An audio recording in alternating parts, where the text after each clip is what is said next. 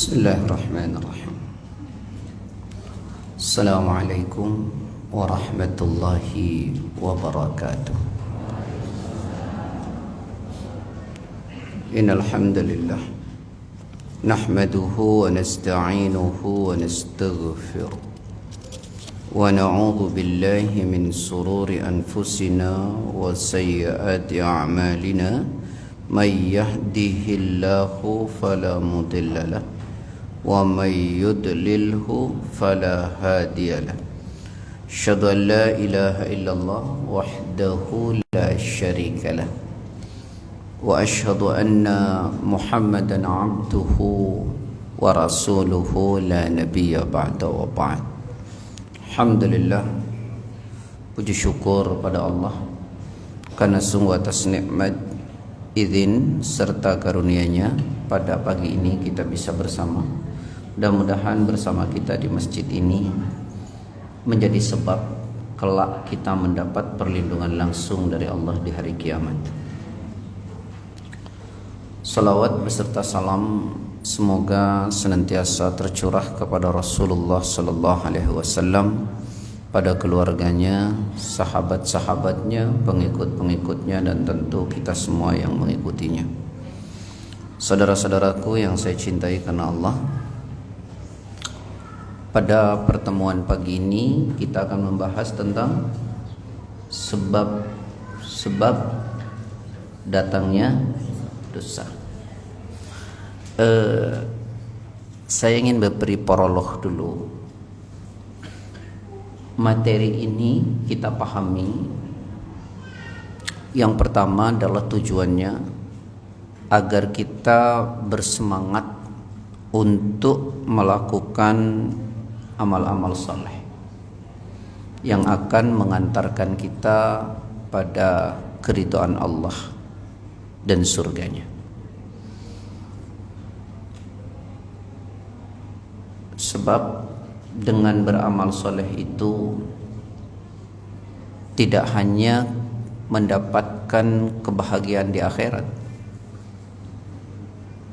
dan kehidupan yang baik di dunia juga akan kita bisa raih. Sebagaimana Allah menyampaikan di dalam Al-Quran pada surah An-Nahl, surat yang ke-16 ayat 97. Man 'amila salihan min dzakarin aw untha wa huwa mu'minun falanuhyiyannahu hayatan thayyibah wa lanajziyannahum ajrahum bi ahsani ma kanu ya'malun. Man 'amila salihan, barang siapa beramal saleh, min dzakarin, baik laki-laki, au untha, maupun perempuan, wa huwa mu'minun, dan dia beriman, falanuhyiyannahu hayatan thayyibah, maka kami anugerahkan kehidupan yang baik.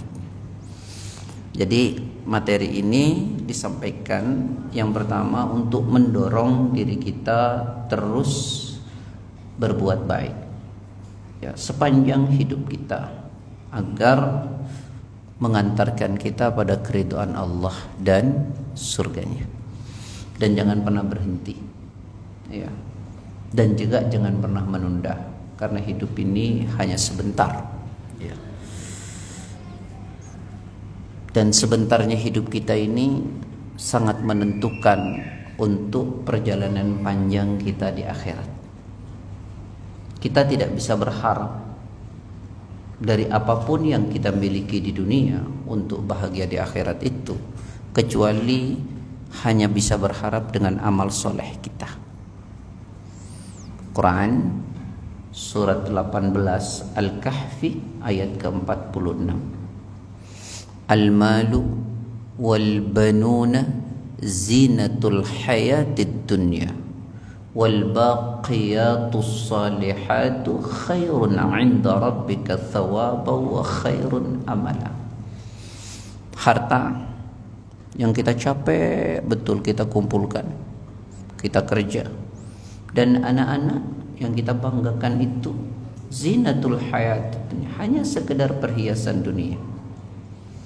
Wal baqiyatus salihatu khairun 'inda rabbika thawaba wa khairun amala. Amal saleh yang terus menerus kita lakukan itu adalah sebaik-baik pahala di sisi Allah dan sebaik-baik yang akan menjadi harapan buat kita. Jelas ya? Ya, jangan pernah berhenti, jangan pernah mengenal lelah.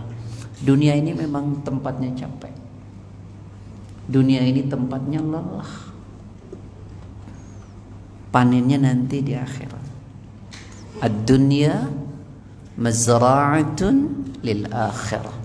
Dunia ini ladang buat akhirat. Ya kalau kita tanam yang banyak, panennya banyak. Kalau kita tanam yang bagus, panennya bagus. Kalau kita nggak nanam, ya jangan berharap panen. Capek, lelah. Makanya ulama berkata begini, Pak. Kenikmatan itu tidak akan bisa diraih dengan kenikmatan. Tetapi kenikmatan itu hanya bisa diraih dengan susah payah, capek, lelah, berkeringat. Oh, hitung deh. Tadi malam kita bangun jam 3:30 lah ya, sholat malam. Lalu subuh kita ke masjid. Biasanya hari Sabtu Ahad habis subuh ada kajian. Pulang duha kajian lagi. Capek nggak? Lelah? Iya. Tapi kenapa kita mau capek, mau lelah? Karena kita ingin bahagia di akhir. Jadi nanti disampaikannya materi ini tentang sumbernya dosa. Sebenarnya saya hanya ingin mengarahkan, walaupun temanya bukan dari saya, agar kita tuh bersemangat terus melakukan kebaikan untuk mengantarkan kita kepada surga dan ridhonya Allah. Jelas ya? Karena dengan amal soleh itu kita masuk ke dalam ridhonya Allah. Surga juga didapatkannya begitu.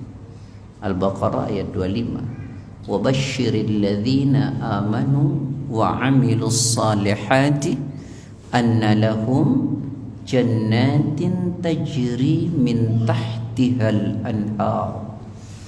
Berikanlah kabar gembira kepada orang yang beriman dan beramal soleh, bagi mereka surga yang mengalir di bawahnya sungai-sungai. Itu pertama.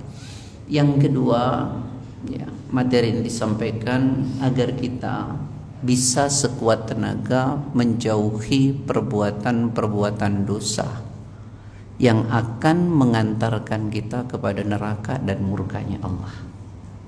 Kenapa kita mesti belajar tentang sumber dosa? Untuk pengetahuan? Enggak. Tujuannya itu agar kita bisa menjauhi segala perbuatan dosa, ya, agar kita terhindar dari neraka dan kemurkaan Allah.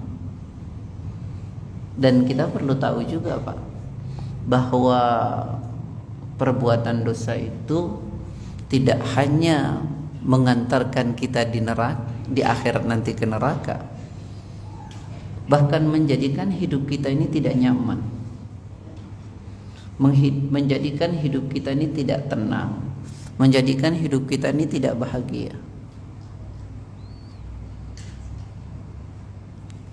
Dikubur sempit, di neraka tentu tidak akan sanggup.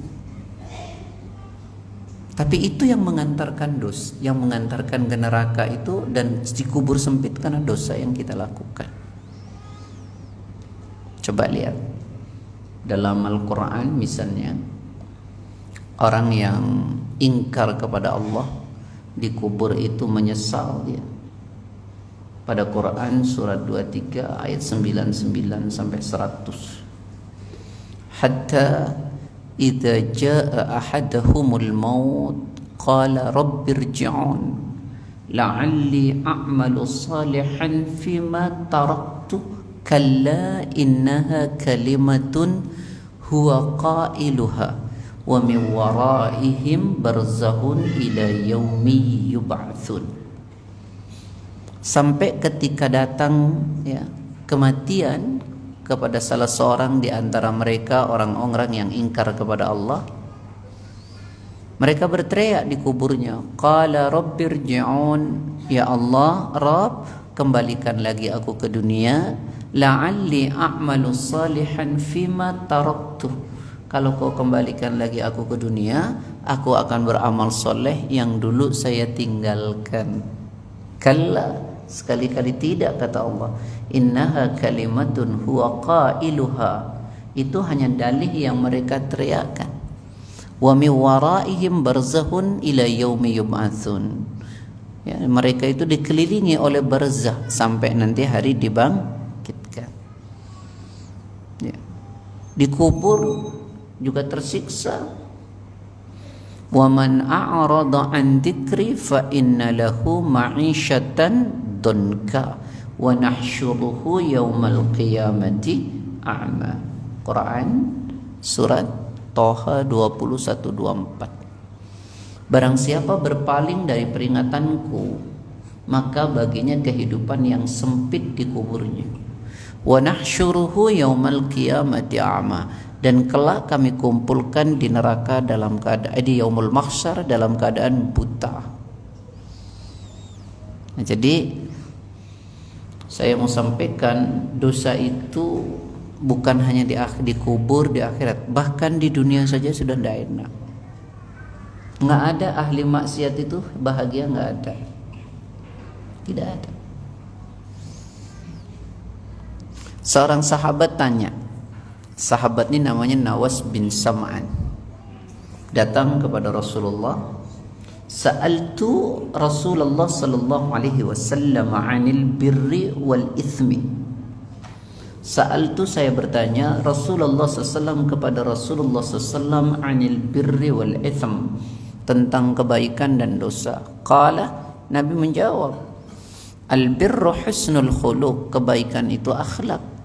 Wal ithm, adapun dosa, nah, ma haka fi nafsika wa karihta ayyattali alaihi nas. Dosa itu sesuatu yang membuat hatimu itu tidak tenang, tidak nyaman,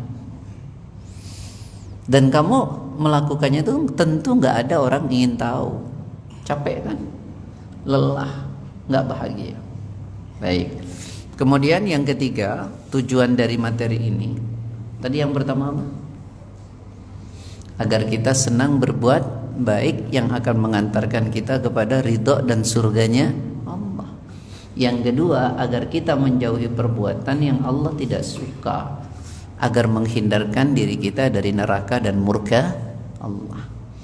Yang ketiga adalah penting ini, agar kita nanti mau bertaubat kepada Allah, agar kita mau bertaubat. Ya, baik, yuk kita masuk pelan-pelan. Bapak Ibu yang dirahmati oleh Allah, ada ndak di dunia ini orang yang tidak pernah berbuat dosa? Ada atau tidak?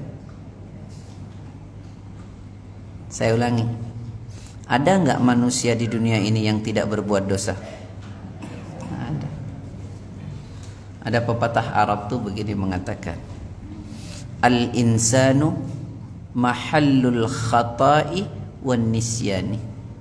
Ini pepatah Arab ya. Manusia itu ya tempatnya keliru, ya tempatnya lupa.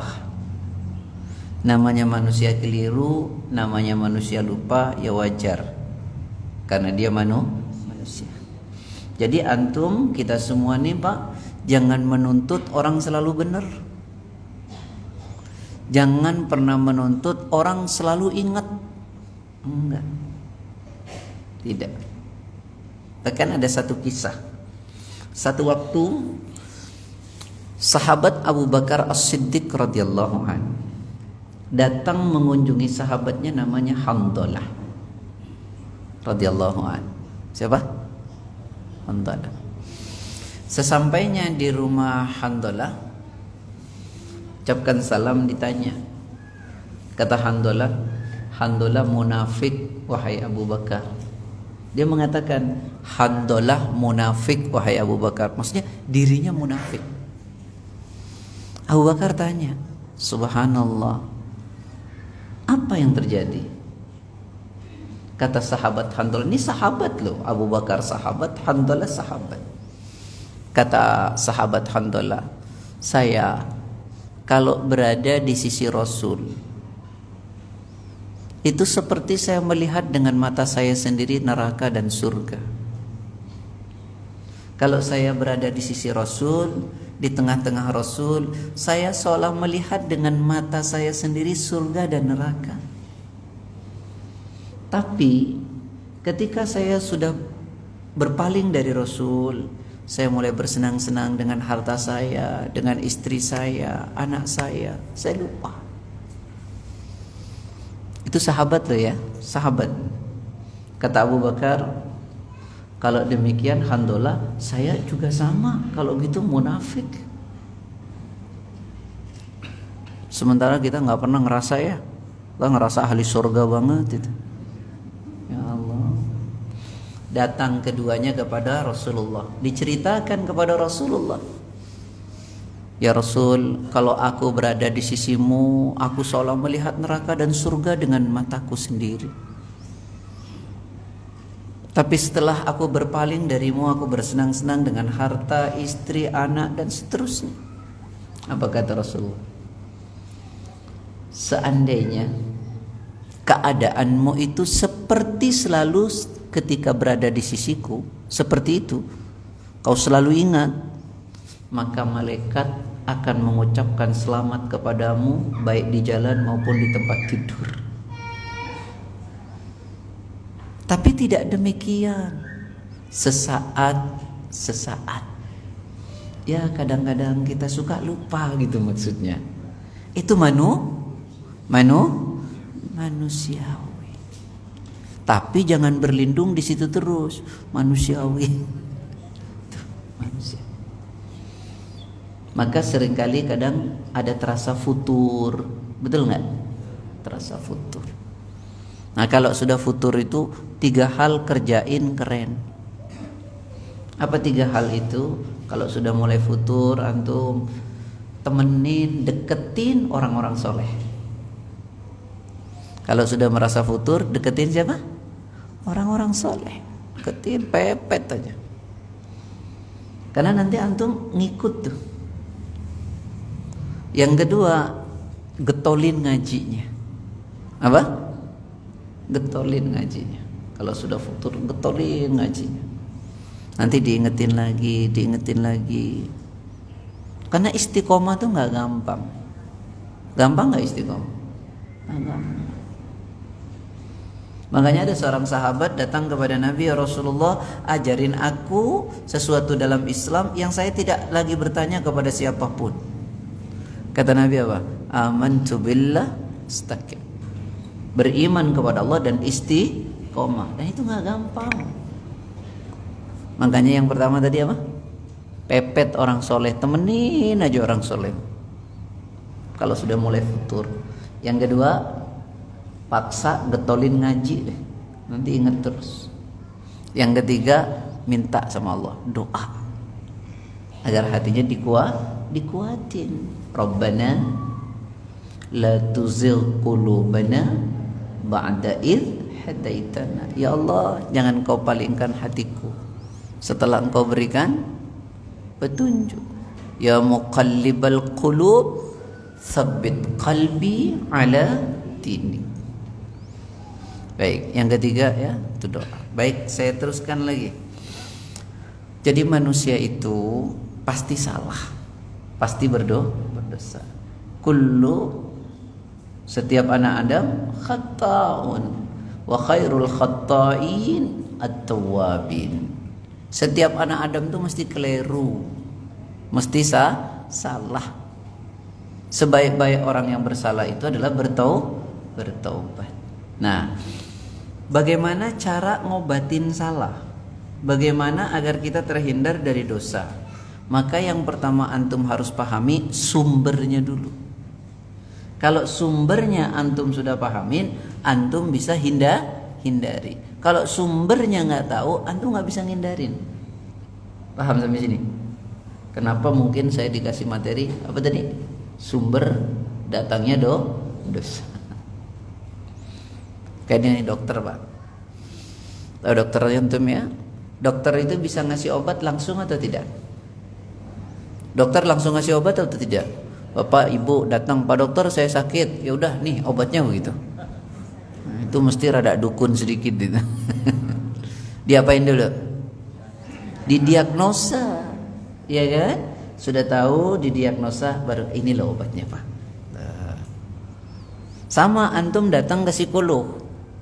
Nggak mungkin psikolog ini psikolog bisa baca, nggak ada itu. Mesti apa? Identifikasi dulu masalahnya, cerita macam-macam gitu ya. Setelah diidentifikasi baru diberikan problem solvingnya, jalan keluar. Sama, antum mau menghindari dosa, tapi antum nggak tahu sumbernya, nggak kehindar-hindar. Nah, untuk menghindari dosa maka ketahui sumbernya dosa itu dari mana itu. Kalau sumbernya sudah dipampat kan nggak muncul dia. Kalau sumbernya nggak dipampat muncul dia. Gitu ya. Baik. Apa sumber dosa itu? Yang pertama adalah syubhat. Apa? Syubhat. Saya bagi dua ya. Subhat dalam pemikiran dan subhat dalam makanan. Nih kalau subhat sudah merasuki diri kita, nanti kita tuh tidak punya daya tarik terhadap kebaikan. Kebaikan itu tidak punya magnet, sehingga orang enggan untuk melakukan dan datang. Tapi kalau kita terhindar dari pemikiran syubhat dan makanan syubhat, kepada kebaikan tuh kayak punya daya tarik yang sangat luar biasa. Coba deh, perhatiin deh. Ada nggak orang, Pak, yang ngaji itu getol banget? Ada nggak? Datang ke kajian tuh getol banget. Ada kan? Ada orang yang mau sholat berjemaah itu getol banget. Sebaliknya ada orang yang ke kajian itu udah diajak-ajakin susahnya luar biasa. Itu apa sebabnya? Syubhat. Satu-satu nih. Antum dapat pemikiran syubhat, ilmu yang syubhat. Antum nggak punya daya tarik tuh nanti terhadap kebaikan. Mana tanya? Mohon maaf nih lahir batin. Salat ke masjid laki-laki hukumnya apa? Ada ulama berbeda ya. Ada yang mengatakan sunnah muakkadah. Ada yang mengatakan fardu kifayah. Ada yang mengatakan fardu personal. Imam Syafi'i fardu kifayah. Ya. Nah, saya cuma mau bilang begini. Terus orang tanya, yang penting kan gue sholat. Kata Ustaz, nggak apa penting sholat. Nah, pemahaman begini yang membuat kita tidak punya daya tarik. Jadi kalau kebaikan itu diambil yang paling rendah tuh. Kalau larangan diambil yang paling longgar. Itu pemikiran syubhat. Coba tanya, rokok hukumnya apa? Ayo dijawab. Ada yang mengatakan makruh. Makruh aja lah. Diambil yang paling ringan, yang paling longgar. Ini pemikiran dan pemahaman syubhat. Paham maksudnya? Dari sinilah tuh muncul nanti dosa. Nah, kemudian dalam makanan lebih parah, Pak. Juga Pak.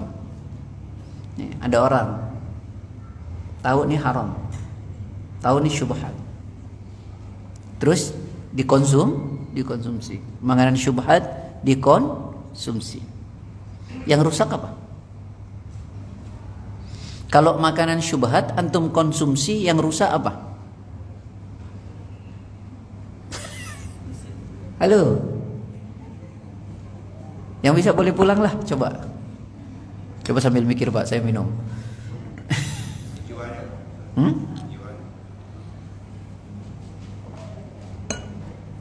Yang rusak itu hatinya.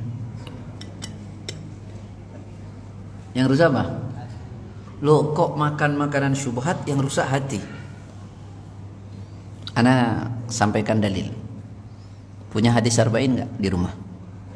Antum catat, ingat-ingat, nanti antum buka di hadis nomor 6. Dari Abdullah Nu'man bin Bashir. Rasul bersabda begini.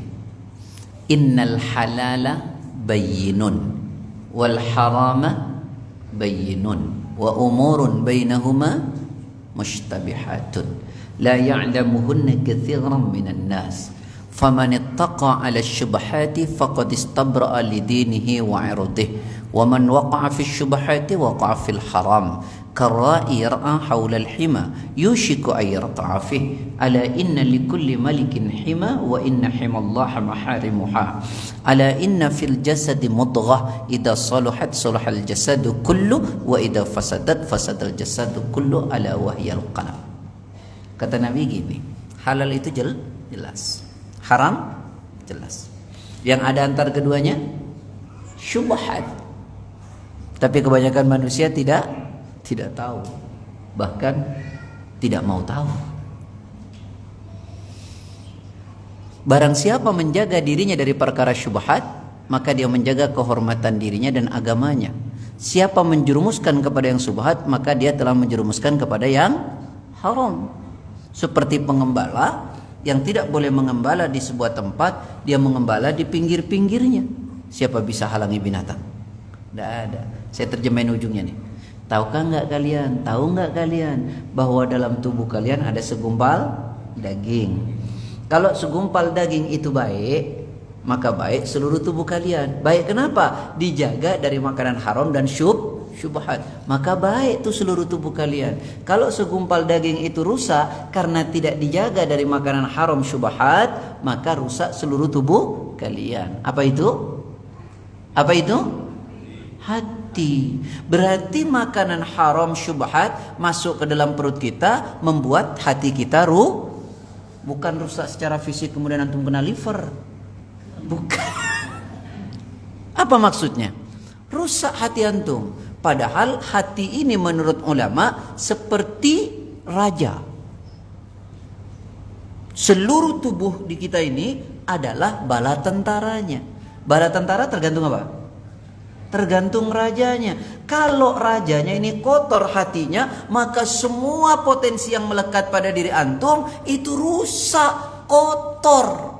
Makanya susah diajak benar. Makan tuh makanan syubhat, kotor hati antum, maka seluruh tubuh antum kotor. Susah diajak benar. Mata senangnya ngelihat yang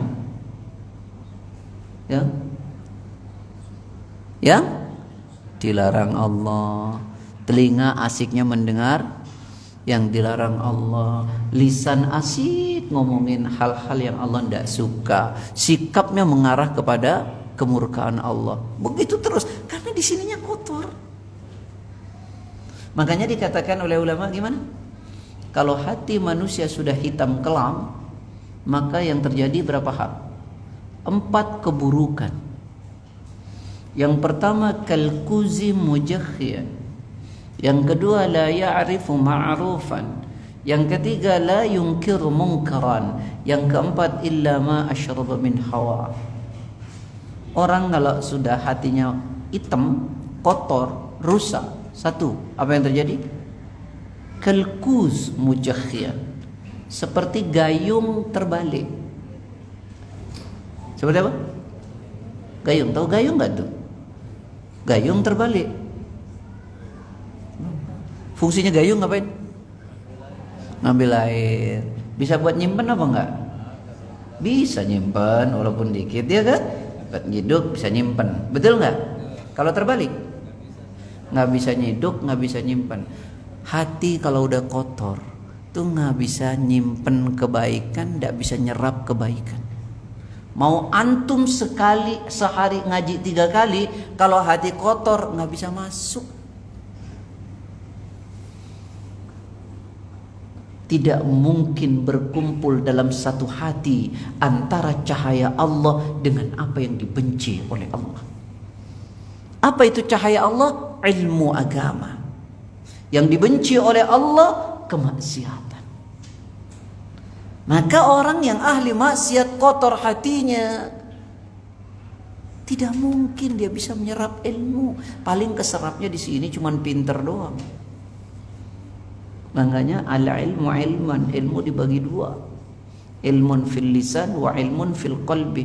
Ilmun fil lisan fadaka hujjah, pandai berargumentasi. Wa ilmun fil qalbi fadaka ilmun nafi', ilmu yang berubah menjadi sikap, itu ilmu bermanfaat. Gimana mau masuk kalau ketutup? Tuh. Paham? Paham enggak? Tuh, perhatiin baik-baik. Jadi kalau makanan syubhat masuk, yang kotor apa? Hati.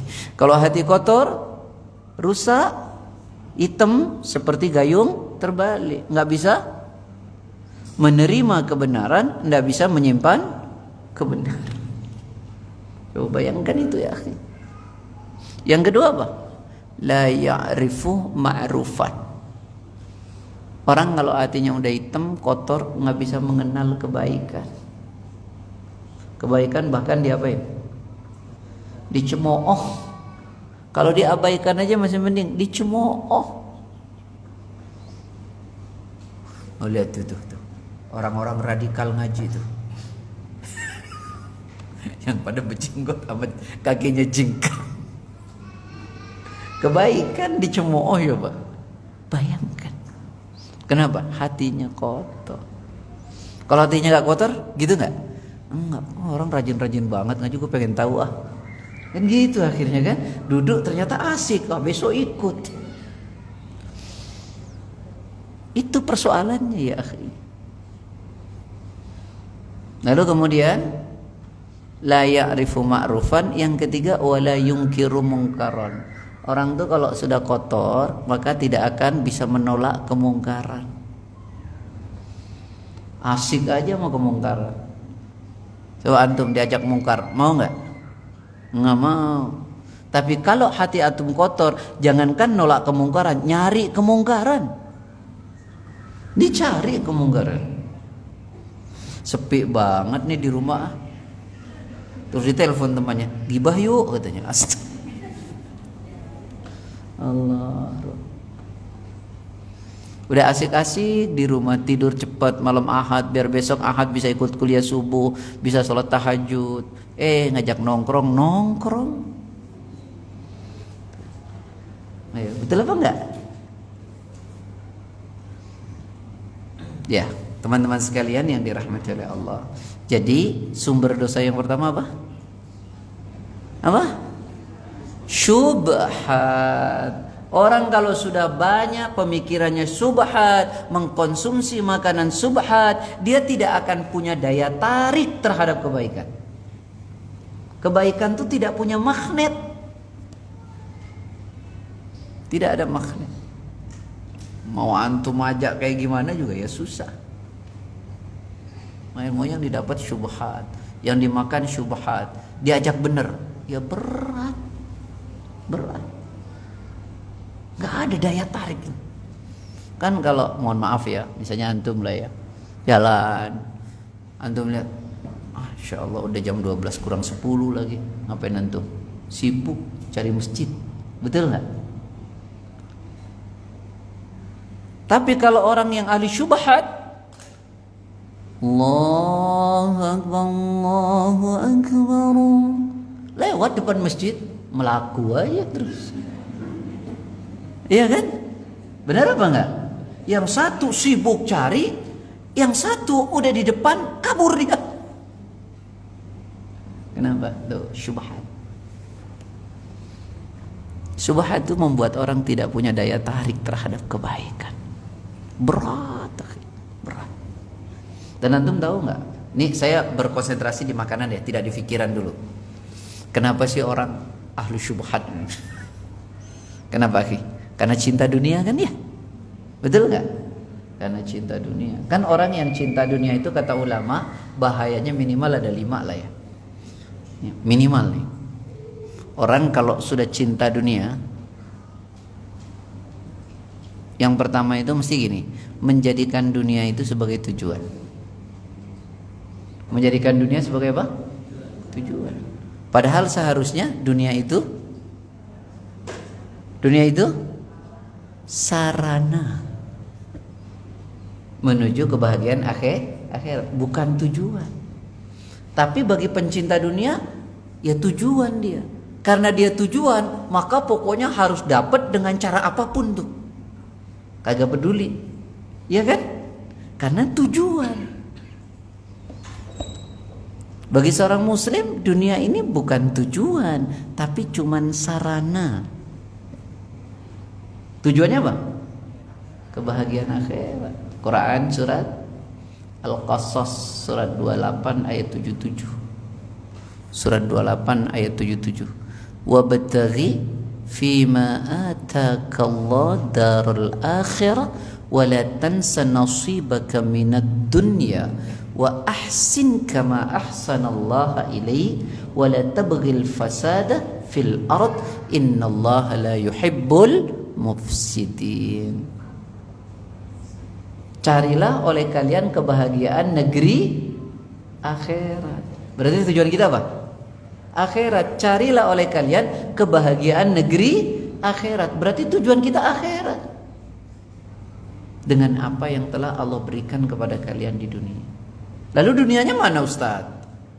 Dan jangan lupakan bagianmu di dunia. Berarti dunia itu yang penting gak lupa.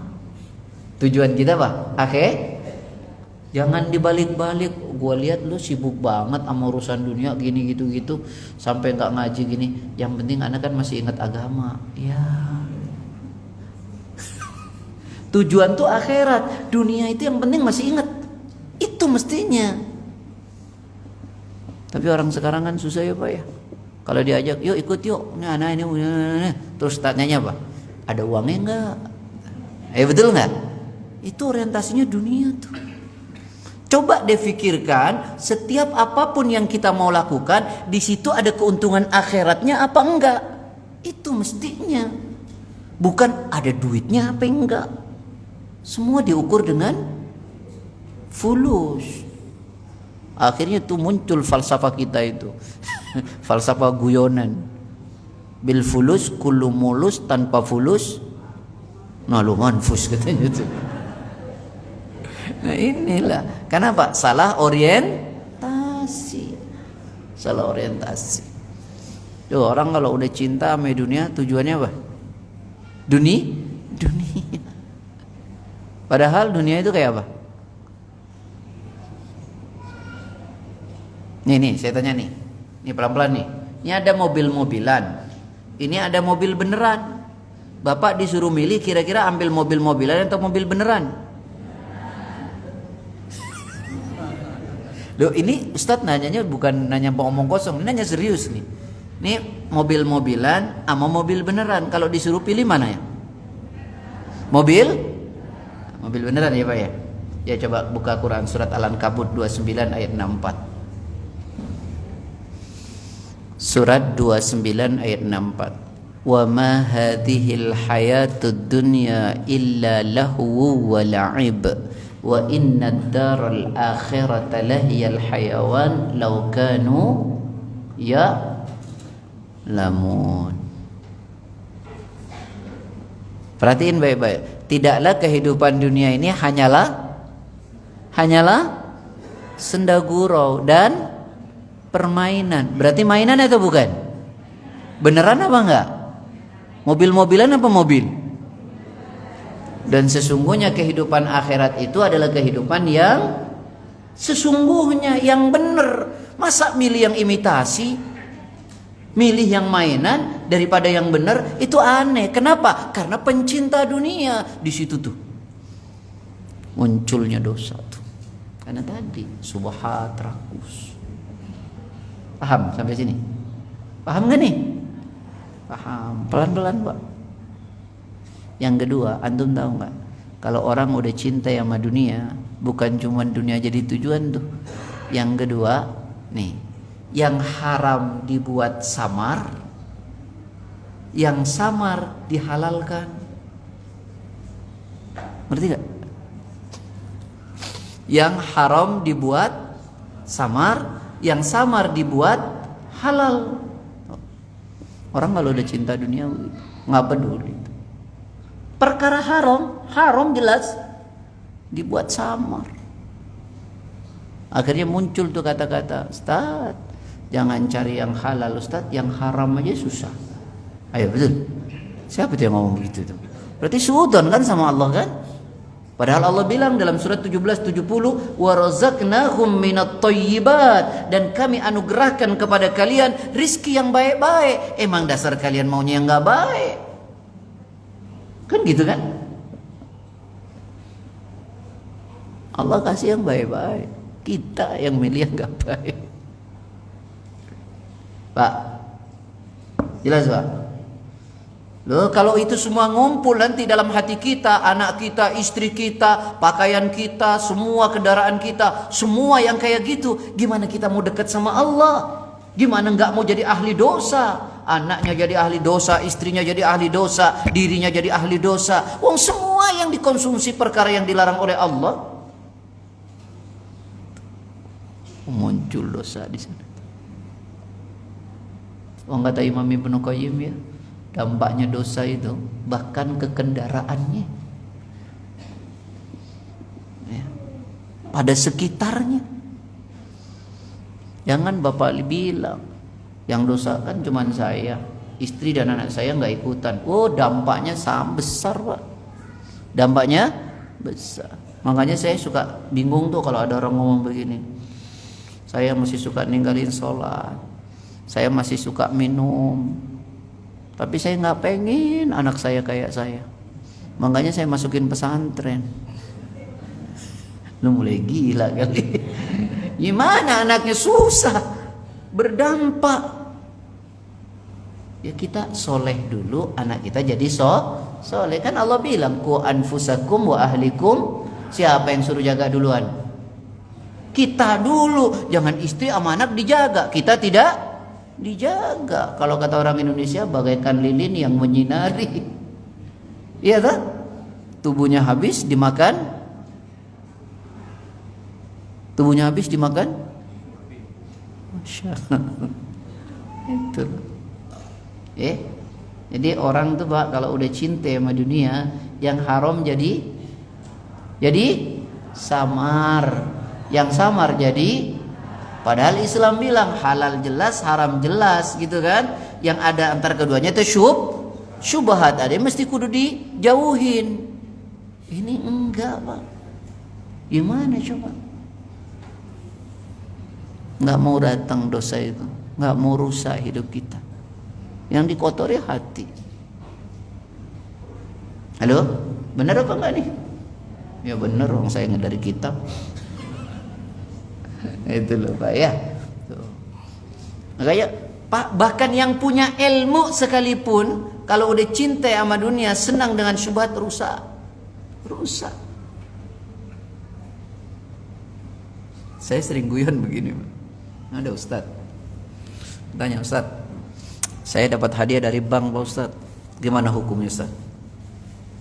Gimana hukumnya? Akhi,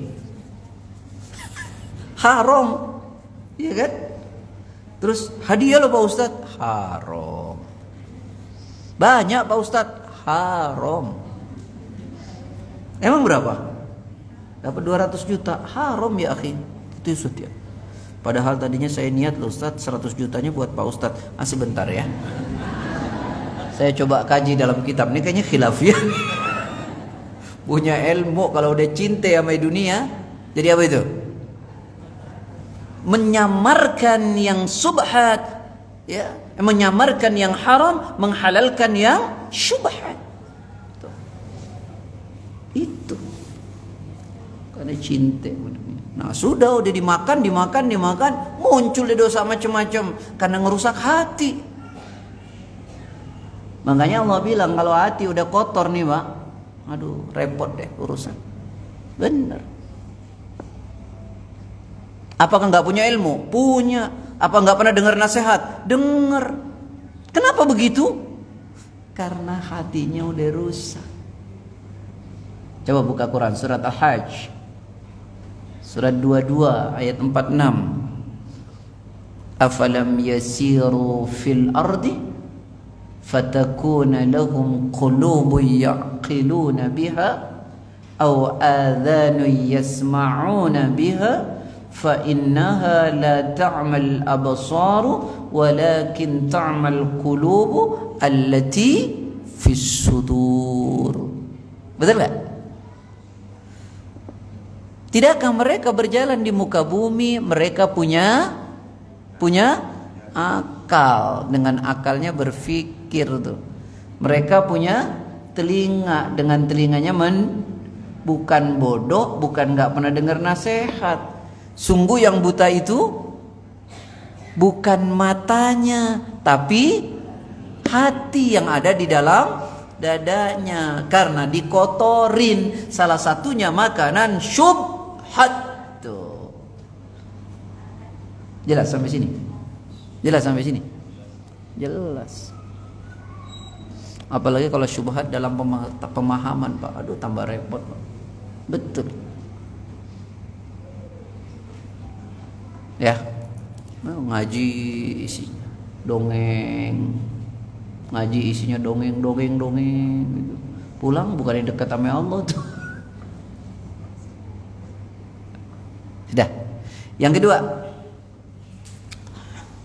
Yang kedua adalah pintu syahwat. Apa?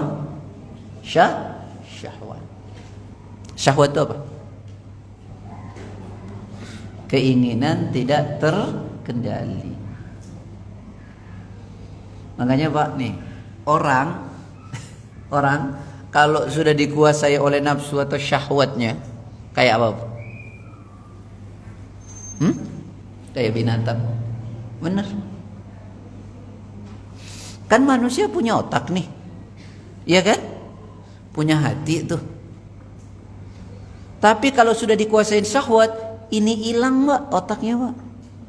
Hatinya juga hilang. Makanya diumpamakan seperti binatang. Coba dibuka Quran surat ke-7 ayat 96.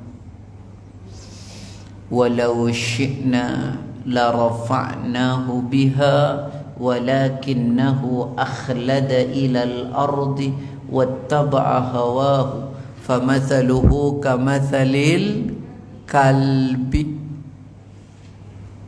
Dan sekiranya kami menghendaki, kami angkat derajat manusia itu dengan apa? Dengan ayat-ayatnya. Tetapi manusia lebih cenderung kepada dunia sampai halal segala cara. Yang kedua, lebih mengikuti keinginannya yang rendah, hawa nafsunya. Maka perumpamaannya seperti, kok antum gak ada yang berani ngomong? Itu ayat seperti apa? Loh, ini kata Quran, nggak boleh disembunyiin. Seperti anjing. Loh, Quran kok yang bilang? Antum kayak takut apa yang disampaikan Quran. Nanti kayak orang-orang tuh, jangan ngomong kafir. Tapi padahal itu kan ayat Quran. Ngapain disembunyiin? Jangan disembunyiin. Apa kata Quran? Ya udah. Tuh. Lihat, orang kalau sudah ikut syahwatnya apa katanya? Dihalau atau tidak dihalau tetap menjulurkan. Orang kalau sudah subhat tidak punya daya tarik terhadap kebaikan. Betul atau tidak? Tapi orang kalau sudah syahwat, semua halangan dihajar. Mau dihalau atau tidak dihalau, ya dihajar. Tuh. Nggak peduli. Ini haram lu, nggak peduli. Kalau sudah ikut syahwat. Betul apa enggak? Nggak peduli. Nggak peduli.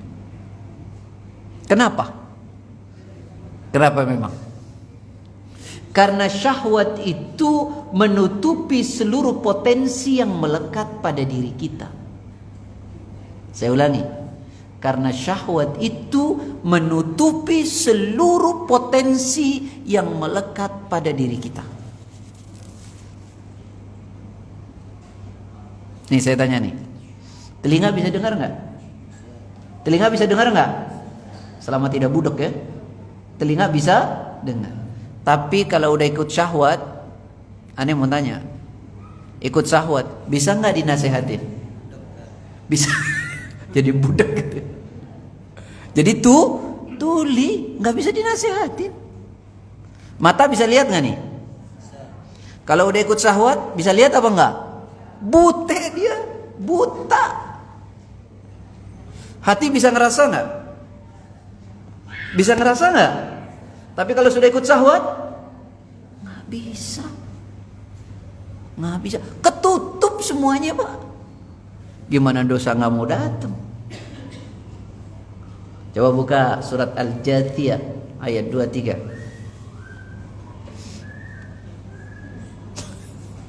Surat 45 Pak. Surat 45 ayat 23. Afara'aita man ittakhadha ilahahu hawa wa adallahu Allahu ala ilmi wa khatama ala sam'ihi wa qalbihi wa ja'ala ala basarihi ghishawah. Betul? Tidakkah kalian perhatikan orang-orang yang menjadikan hawa nafsunya sebagai Tuhan? Hawa nafsu diturutin melulu. Apa yang terjadi? Allah biarkan leluasa dalam kesesatannya berdasarkan Yang kedua, Allah tutup pendengarannya. Makanya orang kalau sudah larut dengan syahwat, kata Bapak tadi, jadi budak. Karena ketutup nih. Coba dinasehatin. Gue bingung sama lu, apa sih untungnya lu minum-minum? Orang tuh dari nggak sadar pengen sadar. Lu mah dari sadar pengen nggak sadar. Kan gitu. Serius Pak. Kira-kira mikir apa enggak tuh? Enggak tuh. Dengar apa enggak tuh? Enggak. Iya kan? Kita normal nih. Orang enggak normal pengen kita normalin. Ini lagi normal pengen enggak normal, kan aneh.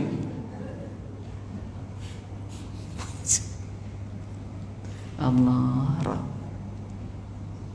Narkoba. Kan bikin orang enggak normal kan? Betul nggak? Khamar bikin nggak normal.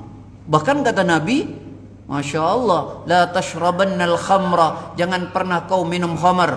Kenapa? Karena sungguhnya khamar itu miftahul syar. Khamar itu adalah pintu kunci semua asyar, kejelekan. Semua kejelekan itu ada di sana.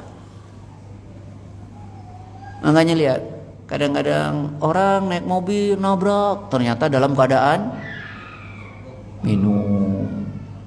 Seorang suami bunuh istri karena dalam keadaan mabuk. Ya Allah. Nah itu. Karena memang Allah bilang itu kan kerjanya syaitan. Innamal khamru wal maisiru wal ansabu wal azlamu rijsum min amalish. Semua dari amalnya syaitan. Fajtanibu, jauhi. Malah dideketin. Terus ada lagi yang keren. Gue salut tuh sama Ustadz, gaul banget. Ada orang minum aja dia duduk di situ loh. Buang gaul, gelo. Gimana ngumpul sama ahli maksiat? Itu anak nggak paham. Tapi dibilang keren Pak yang kayak gitu Pak. Apa lo? Jangankan dakwah, orang kagak denger. Gimana sih? Budak gitu orang kalau sudah ikut syahwat.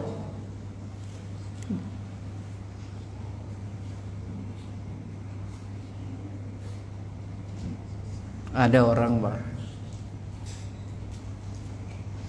Tuh ya. Kemudian yang kedua, apanya yang ditutup? Apanya? Hatinya. Orang tuh Pak kalau sudah ikut syahwat, ikut nafsu, udah nggak peduli tuh. Karena rasa sayang, rasa care udah nggak ada tuh di sini. Coba antum bilangin deh. Ini mohon maaf nih. Daya tarik syahwat paling kencang itu kan lawan jenis kan? Berdasarkan Quran surat 3 ayat 14 kan? Zuyyina lin-nasi hubbush syahawati minan nisa'i wal banina wal qanatiril muqantarati minadh dhahabi wal fiddati wal khailil musawwamati wal an'ami wal harthi dzalika mata'ul hayatid dunya. Dibuat indah pada pandangan manusia setiap apa yang diinginkan oleh syahwatnya. Apa jenisnya? Coba apa jenisnya yang pertama? Oh bu, makanya jangan suka nyalain laki-laki. Lawan jenis maksudnya ya. Wanita. Nih, saya mau bilang, ininya ditutup, ininya ditutup, ininya ditutup. Orang, antum perhatiin baik-baik. Punya anak banyak. Bahkan memberi nafkah kepada anak dan istrinya saja masih kurang. Mohon maaf, dia melakukan perselingkuhan. Dinasehatin kira-kira dengar nggak? Nggak. Disentuh tuh hatinya, kira-kira lu nggak kasihan, anak lu aja masih begini, istri masih gini, kok lu sudah begini sih? Kira-kira hatinya tersentuh apa nggak? Ketutup. Yang lebih repot yang ketiga, matanya ditutup kan? Gue bingung sama lu. Istri lu cantik, soleha, lu selingkuh sama yang jelek. Pasti tidak soleha, karena soleha nggak mungkin tapi lu kerjain. Jangan kaget, matanya buta. Ditutup sama apa itu? Sama syahwatnya. Dari situ tuh munculnya dosa. Keinginan tidak terkendali. Itu sumbernya dari situ. Yang pertama syubhat, yang kedua syahwat. Mau tahu kan tadi kan? Saya dikasih materi ini kan? Mau tahu sumbernya dosa kan? Sekarang udah tahu nih, masih mau mengkonsumsi syubhat? Masih atau tidak? Masih mau belajar pemahaman syubhat? Masih mau mengikuti syahwat? Kan ini tujuannya belajar ini agar kita terhindar dari dosa. Ya udah, mulai sekarang jangan turutin syahwatnya, dilawan, kendalikan syahwatnya. Yang kedua, jangan konsumsi syubhat, jangan duduk di majelis syubhat. Udah kelar itu.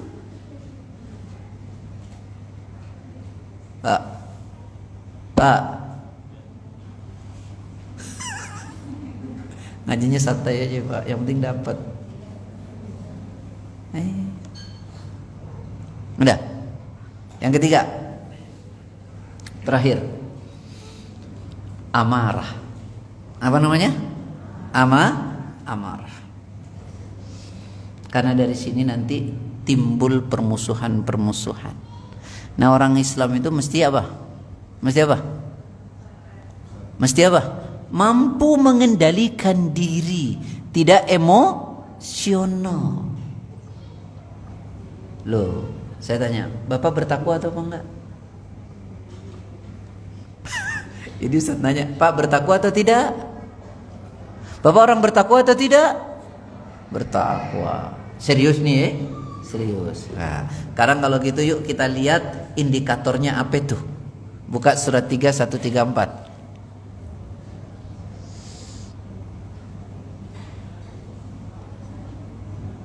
Alladzina yunfiquna fis sarra'i wad-dharra'i wal kadhiminal ghaidha wal 'afina 'anil nasi wallahu yuhibbul muhsinin. Orang bertakwa itu satu, orang yang menafkahkan hartanya baik lapang maupun sempit. Yang kedua, orang yang tidak emosional. Jangan dikit-dikit marah. Pak, sama Pak, orang kalau sudah marah tuh lupa segalanya. lupa segalanya. Saya sering bilang, tuh rumah kalau pintunya udah jelek kita beresin nggak Pak? Kita rapiin apa nggak Pak? Iya. Kalau lagi marah ditendang apa nggak Pak? Pak, dibanting, ditendang. Ya Allah. Tuh anak Pak, darah daging siapa Pak? Kita kan? Kalau lagi marah, apa yang Bapak kerja? Suka mukul. Coba perhatikan itu baik-baik. Ini pintunya itu dari situ. Emosional. Kita tuh mesti punya kesabaran yang kuat Pak. Saya sering bilang, rumah tangga itu modal utamanya kalau mau adem, sabarnya mesti kuat. Sabarnya mesti kuat. Berat apa enggak Pak? Berat apa enggak? Berat. Yang bilang enggak berat siapa? Berat sabar itu. Ngomongnya gampang, ngerjainnya setengah hidup ya. Ngerjainnya susah tuh. Makanya penghargaan yang Allah berikan dengan kesabaran itu, Masya Allah Pak, gede banget. Penghargaan dari sebuah kesabaran itu tidak terhingga dari Allah. Beda tuh dengan amalan-amalan lain. Amalan-amalan lain penghargaan yang Allah berikan berbatas Pak. Tapi tidak dengan sabar. Penghargaan yang Allah kasih tidak ada batasnya. Karena memang berat. Sampai ulama tuh mengatakan, as-sabru kas-sabiri murrun fi madaqatih walakin ahla awaqibuhu minal asal. Sabar itu pahit banget, bahkan lebih pahit dari buah yang terpahit. Tapi hasil dari sabar jauh lebih manis daripada madu. Berat memang, tapi hasilnya manis Pak. Insya Allah. Makanya penghargaannya juga nggak ada batasnya. Coba buka Quran deh, surat 39 ayat 53. Mohon maaf, surat 39 ayat 10. Udah jumpa? Udah jumpa, udah ketemu? Saya potong ya. Innama yuwaffas sabiruna ajrahum bighairi hisab. Betul enggak? Sesungguhnya disempurnakan pahala sabar tanpa batas. Tuh. Karena dia berat. Sabar berat apa enggak? Berat. Pahalanya tanpa batas. Kalau ringan Pak, saya sering bilang pahalanya tuh kipas angin tuh. Karena berat tanpa batas.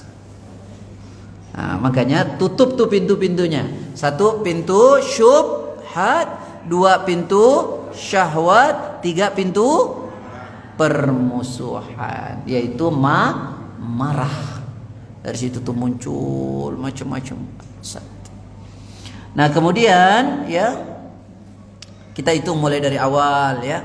Nanti sumber-sumbernya itu sudah saya sampaikan pintu-pintunya. Kemudian sumber awal itu ya, pertama adalah sombong. Apa? Sombong. Coba yang pertama sombong itu siapa? Kenapa iblis diusir dari kerajaan langit? Karena sombong. Iya kan? Dari kemuliaan menjadi pembangkangan. Karena orang sombong tuh bahayanya luar biasa. Sampai di orang sombong tuh gak bisa menerima kebenaran. Coba antum di rumah punya kitab Riyadhus Shalihin gak? Nanti cek di hadis nomor 612. Rasul bersabda, la yadkhulul jannah man kana fi qalbihi mithqala dzarratin min kibr. Wa qala ar-rajul inna ar-rajula yuhibbu an yakuna thawbuhu hasanan wa na'luhu hasanatan faqala inna Allah jamil yuhibbul jamal al-kibru batarul haqq wa ghamtun nas. Tak masuk surga orang yang dalam hatinya ada sombong walau hanya sebiji atom.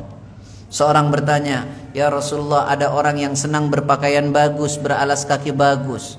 Apakah itu sombong? Nabi menjawab, Allah itu indah, Allah mencintai keindahan. Nih, orang sombong ditutupi dari kebenaran. Nggak bisa, nggak bisa masuk.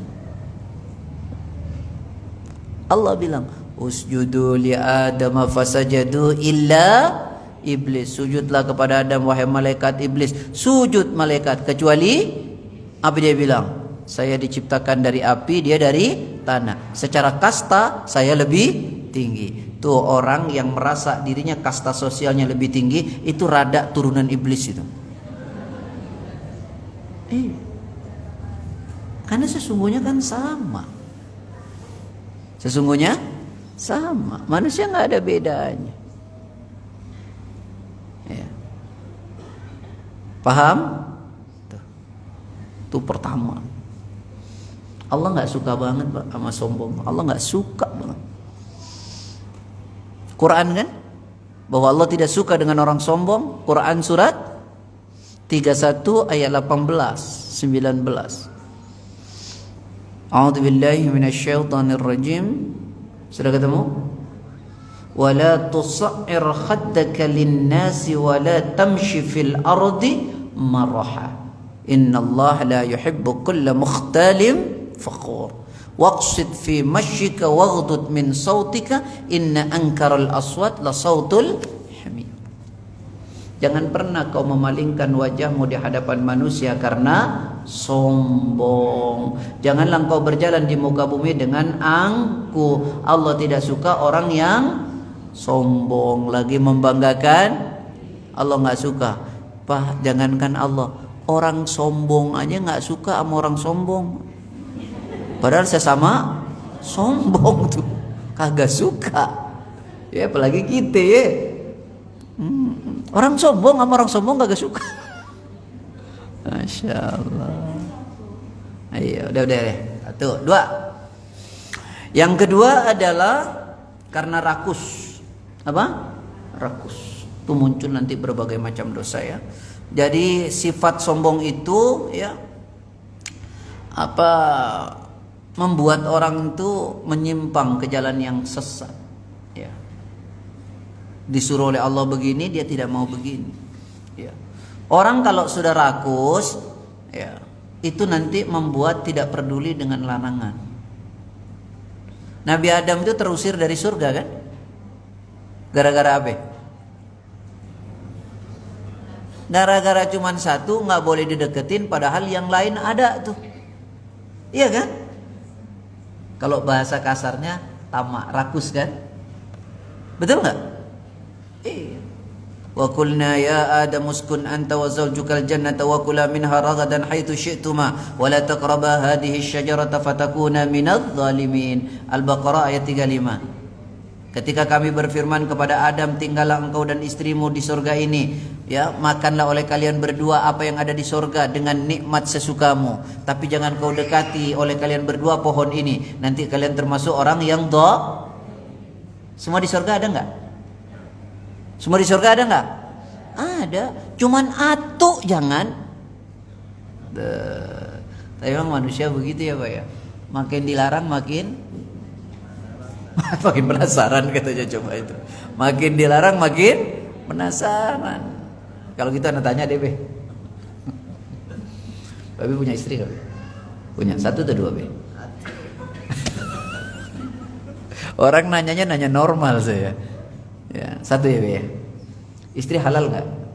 Halal, Masya Allah. Halal, pahala semua enggak tuh? Pahala semua. Terus Babe di jalan tuh. Ngelihat perempuan tuh. Nah ya kan, belum saya tanya sudah bilang nengok tuh, coba. Emang makin dilarang makin begitu emang. Tuh. Ya akhi ya, nah tolong perhatikan baik-baik. Ya. Jadi teman-teman sekalian yang dirahmati oleh Allah ya. Rakus, bahaya. Kemudian yang ketiga adalah apa? Yang ketiga iri. Apa iri? Ya. Itu yang terjadi kepada anaknya Nabi Adam alaihissalam. Dosa pertama di langit itu karena sombong. Dosa pertama di bumi adalah hasad. Ya, hasad. Udah dari situ muncul berbagai macam dosa. Nah sekarang kalau sudah terlanjur kita berbuat dosa, gimana tuh cara ngapusnya? Nah nanti pada bab selanjutnya, nih saya bawain buku nih, 34 amalan penghapus dosa. Nah nanti kan kita selalu berapa pekan sekali nih? Berapa 2 bulan sekali ya? Nah nanti kita bahas ini, amalan penghapus dosa. Apa aja tuh?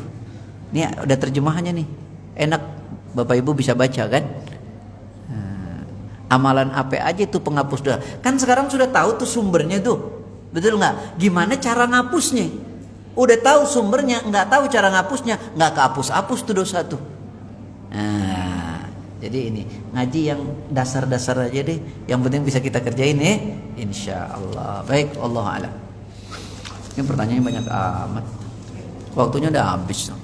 Baik, Bismillah. Ustadz, bagaimana cara mengatasi pekerjaan suami yang harus menyogok di instansi jika ingin memasukkan penjualan perusahaannya ke instansi tersebut? Kadang harga dari perusahaan suami dinaikkan lagi kalau sudah masuk ke instansi tersebut, supaya orang dalam itu mendapat untung 2 kali, baik dari perusahaan suami dan dari instansi itu juga. Saya bingung orang hari ini, nggak ikut dagang pengen untung, kan aneh. Nggak dagang pengen untung, dan kadang-kadang untungnya lebih gede sama yang dagang. Ini riswah semua. Nah coba deh sekarang, mungkin ya, tapi ini sudah menggurita barangkali ya.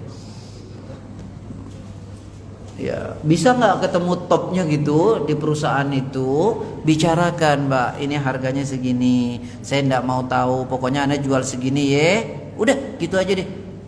Terus kalau dia minta kwitansi kosong, jangan mau, karena kalau ibu memberi kwitansi kosong berarti ikut andil dalam keharaman. Padahal Islam bilang ta'awanu 'alal birri wat taqwa wa la ta'awanu 'alal itsmi wal 'udwan. Bergotong royonglah kamu dalam kebaikan, jangan bergotong royong dalam dosa dan permusuhan. Jadi kalau Bapak Ibu misalnya nih kasih kwitansi kosong, berarti itu ikut bergotong royong dalam dosa. Iya. Gimana caranya? Alihlah dengan perusahaan usaha yang lain yang tidak membuat seperti ini. Ya wallahu a'lam, Anda tidak terlalu tahu ya. Ustaz, sudah berapa bulan ini anak perempuan saya sedang gak mau bicara pada ibunya, marah entah kenapa, or WA juga gak mau, tip, dan ditanya jika kebetulan datang ke rumah tidak mau jawab tanya saya. Hancur sedih, sebenci itu anak saya. Hal ini bagaimana mensikapinya? Nah, mensikapnya karena ibu sebagai orang tuanya tetap saja berbuat baik, doakan semoga Allah bisa merubah dia. Ya, soal nanti tidak berubah, hatinya berada dalam genggaman Allah. Tapi saya ingin nasihati kepada anak seperti ini, ya, seburuk apapun orang tua antum, itu bukan urusan antum, urusan beliau dengan Allah. Urusan antum adalah berbakti kepada orang tua antum. Ada satu dikatakan dalam kitab Adabul Mufrad, ma min muslim lahu walidani muslimani yusbihu ilaihima muhtasiban illa fatahallahu lahu baban ya'ni minal jannah wa in kana wahidun fawahid. Kata Rasulullah, tidaklah seorang anak yang beragama Islam, dia punya 2 orang tua, dua-duanya muslim, lalu dia berbuat baik kepada kedua orang tuanya dengan berharap pahala dari Allah, maka Allah bukakan 2 pintu surga untuknya. Jika dia punya 1 orang tua, dia berbuat baik kepada orang tuanya, maka 1 pintu surga dibuka untuknya. Jika orang tuanya tidak ridho, maka Allah tidak akan pernah ridho sampai orang tuanya ridho. Sahabat tanya, ditanya, wa in dolama, bagaimana kalau orang tua itu dolim? Qala wa in dolama, sekalipun orang tuamu dolim, tetap kamu berbuat baik kepadanya, ridho Allah ada padanya, murka Allah ada padanya, walaupun orang tuamu dolim dalam urusan dunia. Karena dolimnya orang tua urusan beliau dengan Allah, bukan urusan kita. Urusan kita berbuat baik itu sama orang tua. Jelas? Nah kalau gitu anaknya suruh ngaji, Bu. Iya. Kasih telepon saya, Bu. Iya. biar telepon nanti konsul sama para ustadz gitu ya. Kadang-kadang nih orang tua dia punya ayah, mamanya sudah tiada, ayahnya masih muda, terus nikah lagi dibenci. Gimana ceritanya? Nggak boleh. Orang tuanya menjalankan sunnah, menikah lagi, terus dibenci karena kecintaan dia kepada ibunya. Itu bukan cinta kepada ibunya. Anda marah, itulah pintu dosa tadi. Nggak boleh begitu, ya, nggak boleh. Ya, baik. Kalau perlu dicariin malah. Assalamualaikum Ustaz.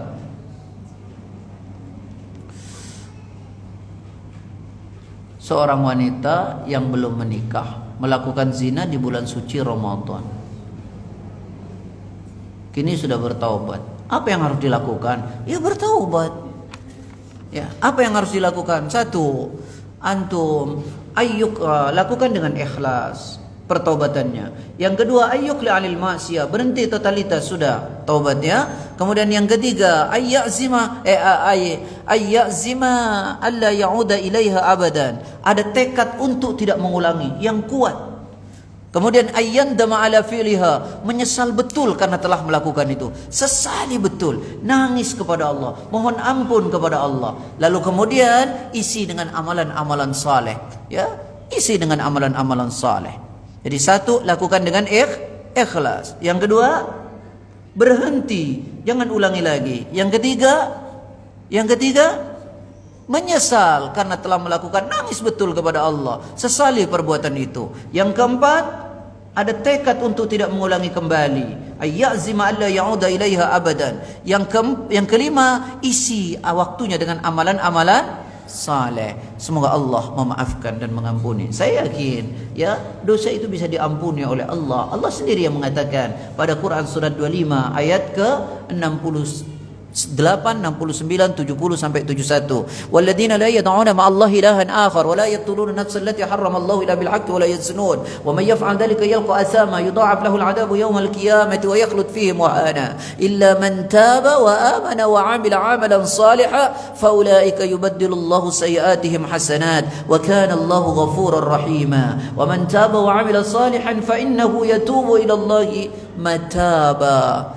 Dan orang-orang yang tidak menyeru beserta Allah Tuhan yang lain, dan orang-orang yang tidak membunuh yang diharamkan oleh Allah kecuali dengan alasan yang benar, dan orang-orang yang tidak berzina. Siapa melakukan hal demikian maka hukumannya berat. Apa hukumannya? Dilipat gandakan azabnya di hari kiamat, dan ya, mereka kekal di neraka dalam keadaan hina, kecuali mereka yang bertaubat, beriman, beramal saleh, maka diganti oleh Allah semua keburukannya dengan kebaikan. Sungguh Allah Maha Pengampun lagi Maha Penyayang. Siapa orang yang bertaubat dan beramal saleh, itulah sesungguhnya orang yang bertaubat dengan sebenar-benarnya. Ya, jelas insyaallah. Semoga Allah merahmati kita semua.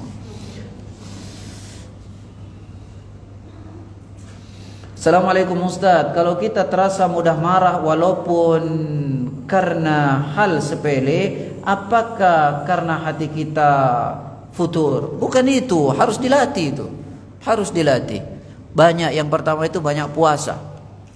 Yang pertama banyak puasa. Ya. Kalau sudah marah, apa yang mesti dilakukan? Tolong perhatikan. Kalau sudah marah, berwudu. Baca Quran. Jangan dituruti marah, berwudu. Nanti membuat adem. Antum tahu nggak marah itu sumbernya ini, tulang ini. Apa namanya ini? Makanya wudu itu, antum kalau berwudu basahin tuh sampai begini, basuhnya tuh. Tuh, sampai ke tengkuk, balik. Itu yang meredakan. Tapi kalau wudunya begini, apanya? Enggak, ya. Dari sini sumbernya. Ya. Jadi, ayo berwudu kalau sudah marah. Ya, berwudu. Kalau marah berdiri, ya antum duduk. Lalu kemudian berbaring. Bukan berarti pindah posisi, diri marah terus duduk masih begini juga, enggak gitu. Ya, jadi berikan jeda waktu, jangan responsif. Ya. Kemudian ada dua orang sudah merah mukanya, urat lehernya sudah keluar. Nabi ajarkan, maukah kalian kuajarkan? Kalau engkau amalkan ini maka hilang itu semua. Apa itu? Baca a'udzubillahi minasyaitonirrajim. Jadi kalau sudah mulai marah itu baca a'udzubillahi minasyaitonirrajim. sampai ke hati bacanya. Ya, karena itu semua syaitan. Coba deh terapi-terapi itu dikerjakan, dan ingat bahaya marah. Ya, jadi kalau sudah mau marah, ingat bahaya marah. Ntar kalau saya marah, semua akal saya hilang, hati saya hilang, perasaan saya hilang. Ya, ta'awud, wudu, ganti posisi, ya, jangan responsif. Insya Allah, semoga Allah merahmati ibu. Karena itu bisa dilatih. Ya. Assalamualaikum, afwan Ustaz. Bolehkah saya salat duha di saat jam kerja? Afwan, saya tahu salat duha dimulai 15 menit setelah matahari terbit. Apakah benar sedangkan saya berangkat kerja jam 6, 15, 6.30? Ibu yang dirahmati oleh Allah, salat duha itu ketika anak unta sudah terasa panas. Matahari naik sepenggalan. Ibu main pe kantor masih bisa duha, duhalah 2 rakaat. Kalau tidak ada duha sementara ibu bekerja, ya jangan duha. Karena pekerjaan itu ibu itu wajib. Kecuali ada sela-sela di mana itu diperbolehkan. Kalau tidak ya jangan. Ya, kalau tidak jangan. Tapi saya ingatkan, kalau ada waktu sebisa mungkin. Karena kita ini punya 360 ruas-ruas tulang dan itu wajib disedekahkan setiap hari. Dan sholat duha 2 rakaat mampu mengcover seluruhnya. Ya, jadi nyampe, coba mulain berangkatnya misalnya 6.15, nyampe kantor belum bisa masuk, sholat 2 rakaat dulu. Ya, setelah itu masuk kantor. Ya, tapi kalau sudah waktu bekerja tidak ada celah, ya jangan, karena bekerja itu wajib. Nanti antum curi waktu dan itu tidak boleh. Kecuali memang diperbolehkan. Wallahu a'lam.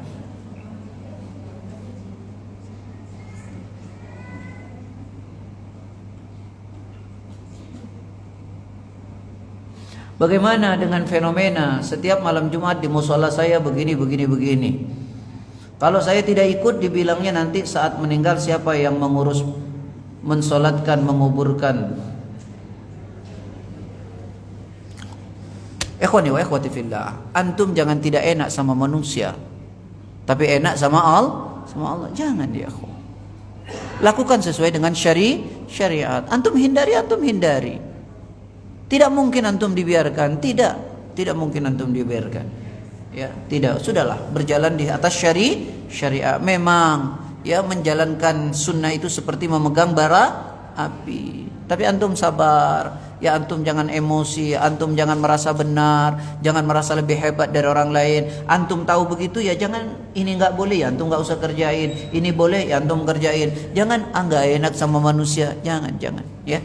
Tapi saya sarankan akhlaknya tetap baik. Semoga Allah merahmati kita semua. Assalamualaikum warahmatullahi wabarakatuh. Subhanakallahumma hamdika asyhadu an la ilaha illa anta astaghfiruka wa atubu ilaik. Waalaikumsalam warahmatullahi wabarakatuh. Alhamdulillah telah selesai kajian kita. Jazakumullah khairan Ustaz apa yang kita sampaikan. Untuk info kajian berikutnya insyaallah pada Sabtu tanggal 14 September 2024 jam 9 pagi oleh Ustaz Muhammad Sukron dengan tema hati-hati bahaya juga. Semoga kita dimudahkan dalam setiap urusan. Amin ya rabbal alamin.